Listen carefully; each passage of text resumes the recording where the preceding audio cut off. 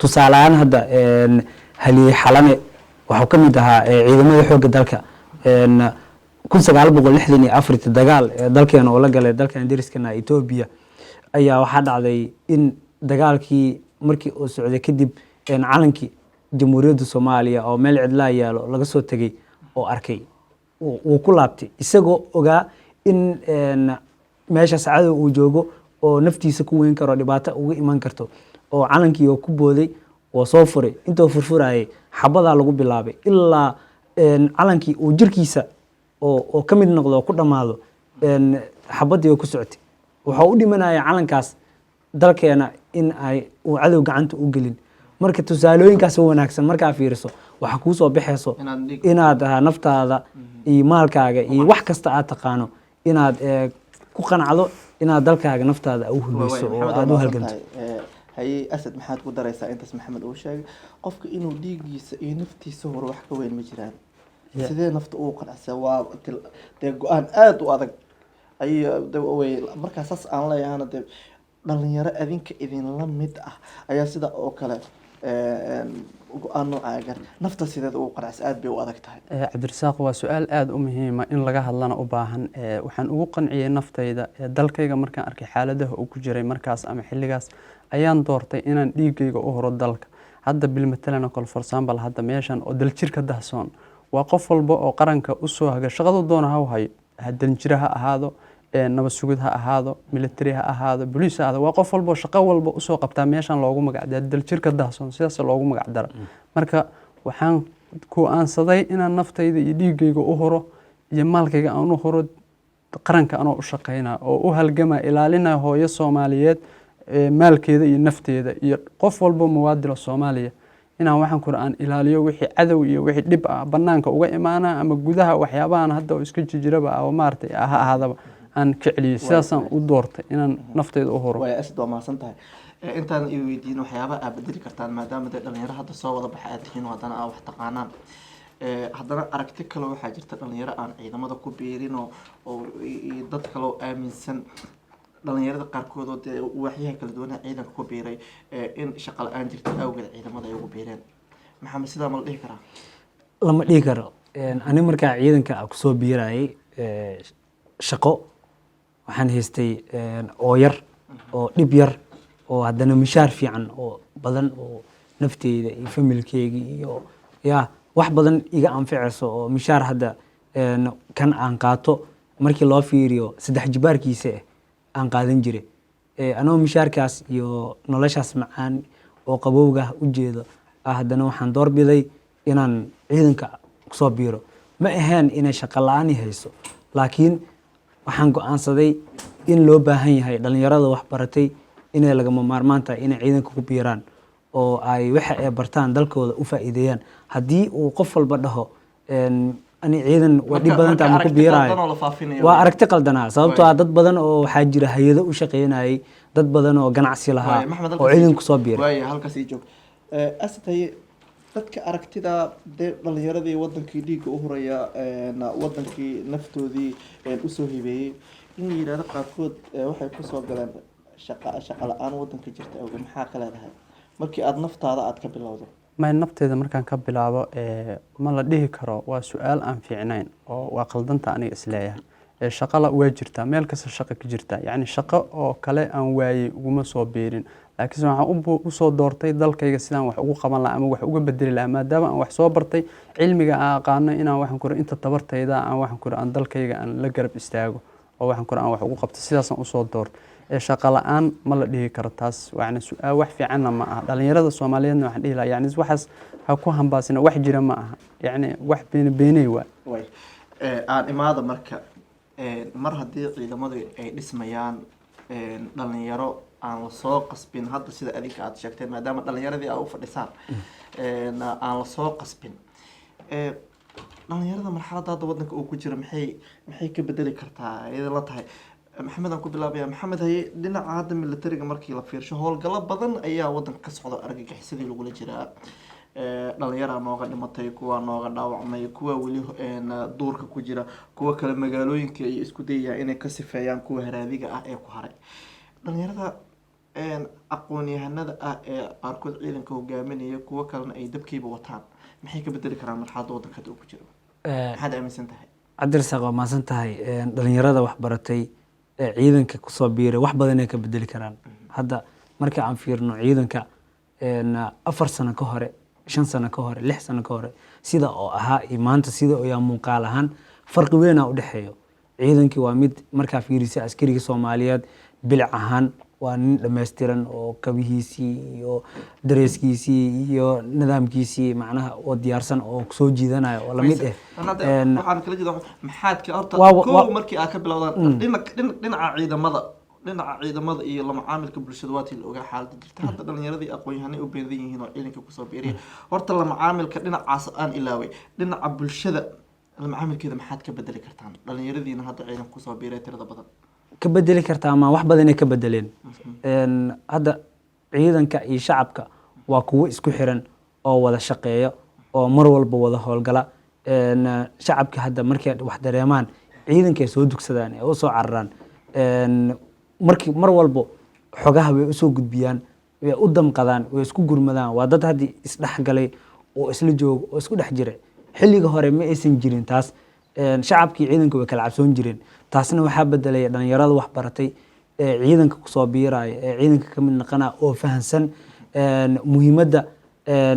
askariga Soomaaliyeed oo u leeyahay qofka Soomaaliga ah ee muwaadinka ah iyo xuquuqaha uu ku leeyahay isaga waxa lagu leeyahay maadaama qofkan qof wax bartay oo yahay uu fahansan yahay arintaas taas waxay suurto gelisay marka inay shacabkii iyo wada shaqeeyaan ciidankan ay jeclaadaan shacabkii oo taageero ay u muujiyaan tusaale ahaan howlgal ugu dambeeya hadda oo janaala ka dhacay informationka nimanka cadowga waxaa soo gudbiyay dad shacab ah oo soo arkaya ciidanka u soo gudbiyay sidaas operationkii ciidanka ay ku fuliyeen ay ugu guuleysteen aad u mahadsantahay Asiyo asad marxaladda waddanka uu ku jiro iyo muuqii ciidanka uu lahaa dhalinyarada hadda ciidanka ku biirto sanadahan dambe ku biireysay maxay horta ka bedeleen muuqaalkaas oo dhanka ciidamada iyo dhinacii shacabka iyo weliba hadda marxaladda waddanka uu ku jiro wax weyn bay ka bedeli karaan masalada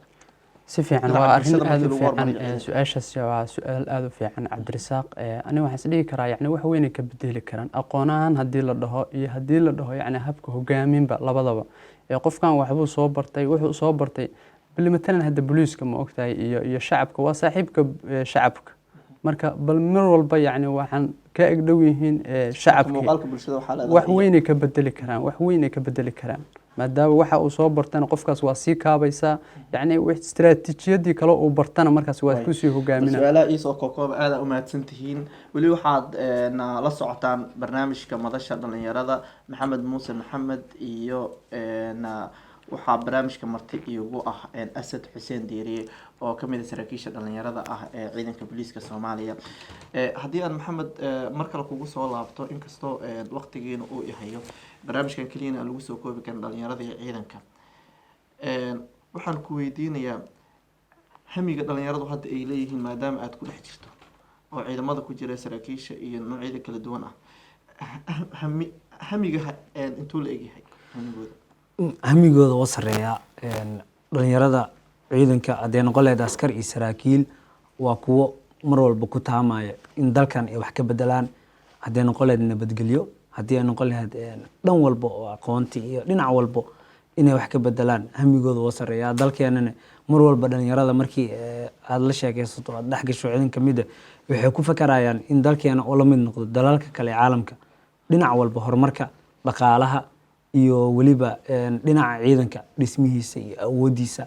inaan la mid noqono ciidamada kaleeto oo dunida joogo ee mar walba ku fakaraan mar walbana waxay soo kordhiyaan dhalinyarada ciidamada fikrado cusub iyo istaraatiijiyad cusub oo ka duwan qaabkii hore ee ciidamada u shaqeyn jireen